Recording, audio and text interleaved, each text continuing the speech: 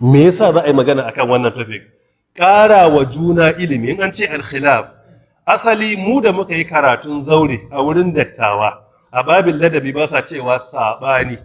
Al-khilaf sai su ce malamai sun ƙara wa juna ilimi. Al-khilaf bainal ulama sai su ce ƙara wa juna ilimi tsakanin malamai. Asbabuhu, dalilan da ke sa ya samu, wa mawqifuna min, kuma wani mataki mu mabiya ya dace mu ɗauka. Mafhum?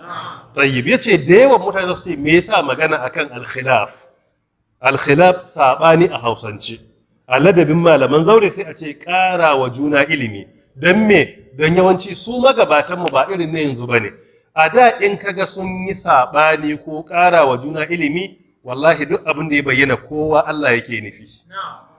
Kuma na biyu kowa yakan yi iya magana ne akan abin da yake da ilimi, abin da bai da ilimi baya sa baki a ciki. To mu kuma a wannan zamanin abubuwa biyu suke sa sabanin ya yawaita kuma ba a samun mafita. Na farko shine mafiya yawa akan sa baki cikin matsalar da ilimin mutum bai ishe shi ba.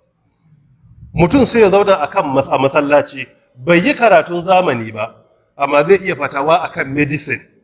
Zai magana akan technology da ya shafi Bitcoin, zai magana akan cryptocurrency, amma in ka tsaye da shi kace maka bayani wallahi ba zai iya yi ba.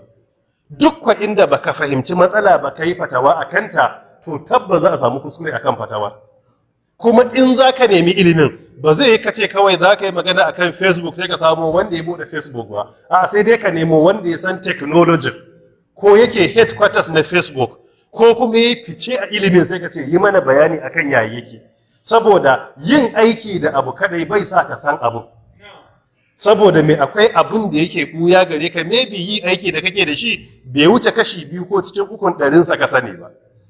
Shi ha za ga idan ana so a takaita sabani ko ƙara wa juna ilimi, za ga manya-manyan majalisan malamai na duniya duk abun da ya shafi ilimin duniya ba sa sa baki sai an samu masanan a duk duniya sun zo sun yi bayani wa malamai. Ka duba irin UAE Fatwa Council da ke Abu Dhabi na United Arab Emirates ne. Shekara 2 da ya wuce za su yi fatawa akan abin da ya shafi artificial intelligence, smart chips da ake sawa a jiki. Sun tara masana technology da masana addini akalla mutum 150. Wancan lokacin sun gayyace ni na je ni. Kwanan mu 5 a Abu Dhabi ana magana akan technology da malamai gabannin a fara daukan matsaya a kai. Amma mu a nan idan matsala ce ta zo, wani bai taɓa fahimta abin ba sai ce wani yi bayani ko kuke yi. A minti 3 za a mar bayani sai ce a fahimta na wannan haramun ne. Gaggawan haramtar da abu ba a fahimce shi ba, wallahi al'adun iya cikin babban abin da ya sa duniyar musulmai ta koma baya a ci gaba na kimiyya. Iya cikin dalilai, gaggawan haramtarwa. Lokacin da rediyo ya shigo, akwai kasashen musulmai suka ce rediyo ma haramun ne, sihiri ne. Saboda kana zaune kana jin ana magana a na'ura suka ce sihiri ne.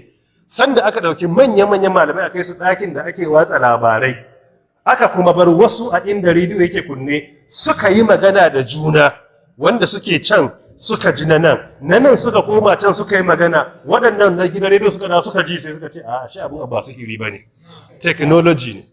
To gabaninmu Ankara an yi nisa gare mu. Wannan fa technology da muke gani a da, duniyar musulmi ta fi kowace al'umma nasara a duniya.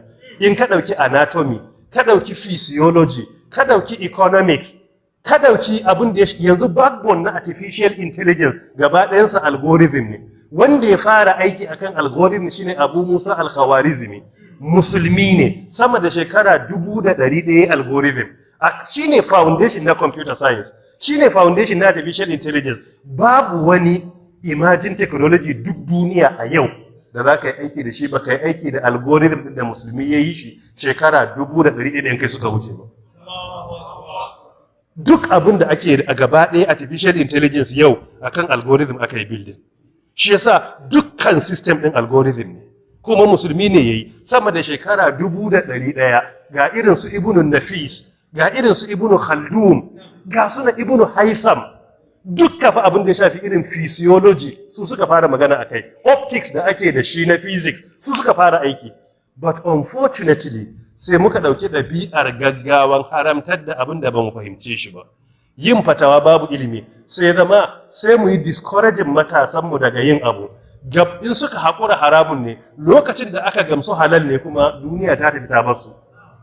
Kuma ci gaba a duniya in kuna so sai kun zama proactive, sai kun wuce gaba, ba wai ku zo daga baya kuna bi ba. A'a, duk wanda ke so ya nasara a technology sai ya wuce gaba.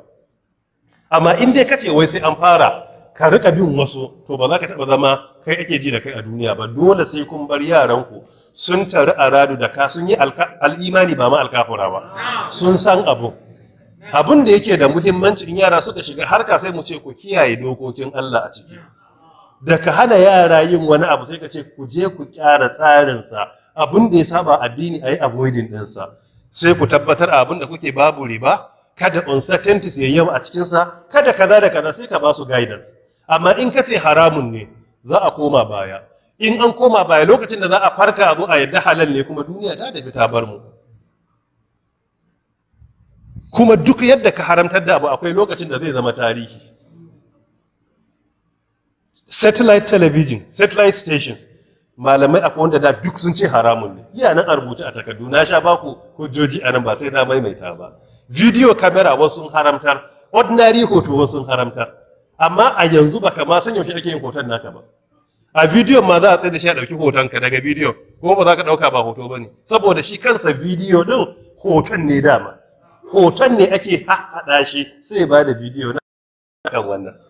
So akwai al'amura na addini da suke da harshe na sanin zamani, mu yi haƙuri mu bar waɗanda suka yi excelling a duniyance a zamanin su ba mu cikakken bayani sai mu yi fatawa. Yanzu majma'ul fiqh islami ba sa fatawa, suna Jidda. Sakatare general ɗinsu Professor Sanu Amini na ne. Ko recently za su yi zama akan artificial intelligence, sanda ya mini waya yana neman yaushe zan zama free, suna so su haɗa zama akan AI don tambaya ta yawa kuma ba a so a yi fatawa a kai sai an fahimci ya technology yake. Shekara da ta gabata ina Rabat ISESCO ne. ISESCO shine kamar UNESCO na kasashen musulmai guda 54. Abin da ya kai ni wurin shine an yi charter na artificial intelligence na Muslim world. Zuwa na sati na guda sun gayyacin asan consultant expert mu zo mu yi reviewing, mu ba su shawara yaya za a yi aiki da shi, me ya saba addini me bai saba ba. It's very simple.